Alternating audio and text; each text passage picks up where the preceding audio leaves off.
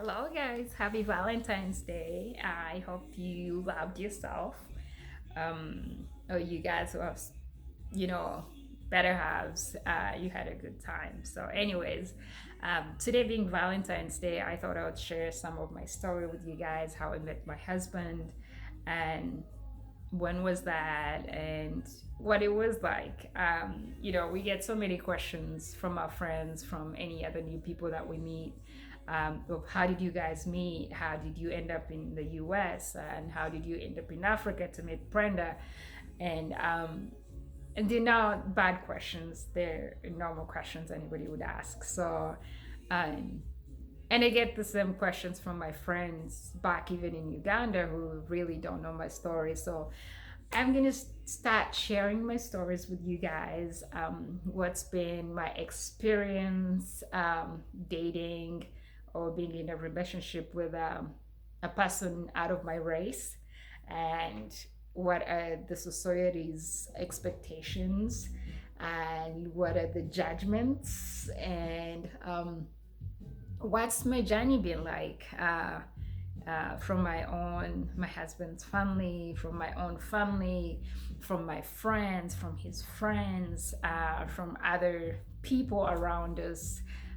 What's that life has been like, and um, but I'll tell you, I'll start sharing these videos with you guys, and um, because I know maybe somebody could be encouraged, or maybe somebody could be corrected, maybe somebody could learn something new, and about mostly biracial relationships and society's expectations in general. It's different from when somebody is married or is in a relationship with people of the same race, same tribe. Where I come from in Uganda, the country has about 50 something tribes, and all those tribes have different cultures, different languages, different customs. So just imagine, like, if I get married to a person from a different tribe in my own country, that's still like, oh my god, like, whoa, how are you going to do this? How is that family going to take care of you? How are they going to see you? How are you going to hear their language? Because most tribes speak different languages. So sometimes you could understand what another tribe is saying, um, but sometimes you don't. So now imagine being married to a Mzungu, being married to a non-African, non-person of your tribe. So may I'll share with you guys how that is like. um, I promise. I'm not gonna hide anything. I'm gonna tell you what it's been like for me, and that will be my story and my husband's. But one of the main things I'll leave you with you guys today is, love is a beautiful thing, and when you find somebody that you love, you can tell, you can feel it, and you could tell being loved, and the other person can also tell being loved. So I pray for everybody to find their better halves, and I am happy for those who found the people that they love and love them back, because it's loving somebody and they don't love you back, right?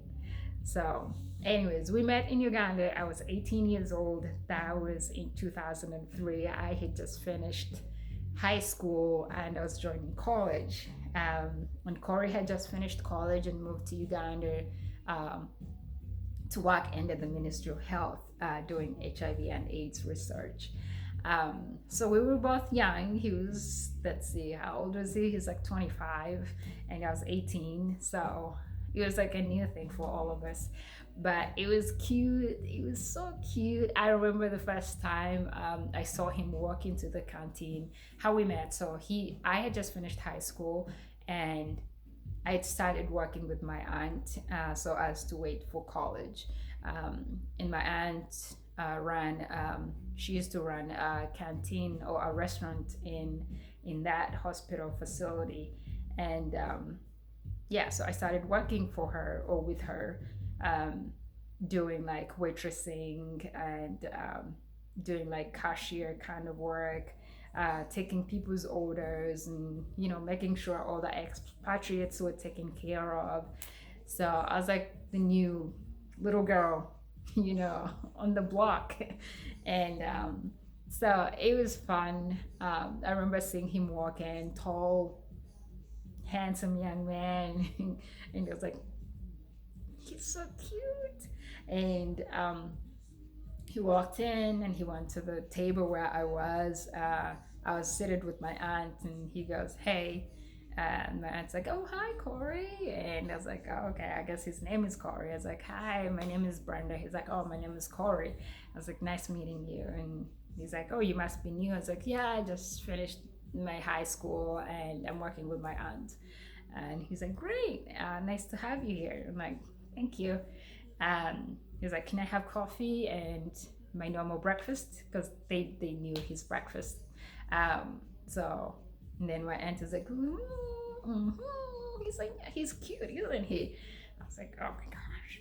It's like, anyway, so like at that point, I didn't really think anything could ever happen. I'm like Brenda with a Mzungu, and I didn't even believe in marriage in the first place. I remember growing up telling my mom that I didn't want to get married because there's an aunt of mine who's like my best friend, and she had sworn never to get married, and she was like my role model, and she was like, boys are disappointments, they disappoint. So it's funny because she recently got married, I mean, like maybe 5 years ago, and she's like in her 40s.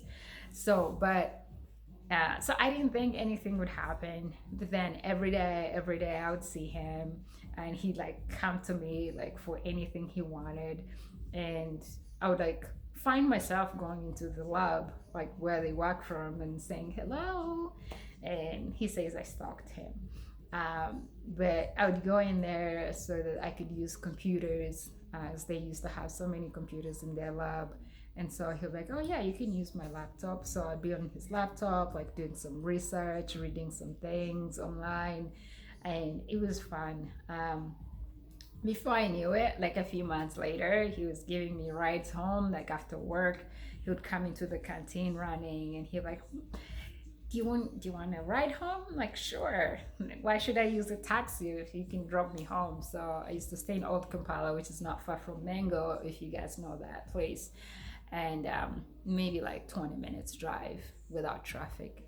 And I loved it. So, and then we started hanging out on weekends. He would come into work. He's not to be working, but he would come there, like spend some time in the lab doing some work, I guess. And then after that, he'd be like, "Oh, Brenda," he'd come to the canteen, like, "Are you ready? Are you done with work yet?" I was like, "No, I'm working until like 5." And then he would like wait, and he would give me a ride home. And that's when I started, oh my gosh, like I started having feelings for him. And um, like I wanted to spend time with him, and he wanted to do the same. But I knew my mom would like kill me if I like said, "Hey, I have a boyfriend." At that time, she was like, "Are you kidding me? I need some Mzungu. It's a white boy. What is wrong with you, girl?" So I didn't tell her anything. It's very common in Africa and in Uganda, like, to mention to your parents that I have a boyfriend, because they all expect you to be done with school before you get into something like that. Um, but anyways, I'll share more and more, guys. I'll tell you the whole story. So I'll kind of like welcome you into Brenda's life, Brenda's room, and Corey. And if you guys have any questions, I have so many questions that you guys in the past years have sent to me in my inboxes. Um, some, yes, I will answer. Some are like, "Really? Did you just ask me this?" But I'll share with you guys. So one by one, I will keep sharing with you guys. But um, I found my one, and he's cute, and we have two cute babies. So I hope you enjoy my videos. I hope you keep enjoy my sharings with you guys, and I will not lie. I'll tell you the whole truth. Okay? See ya. Enjoy your day. Bye.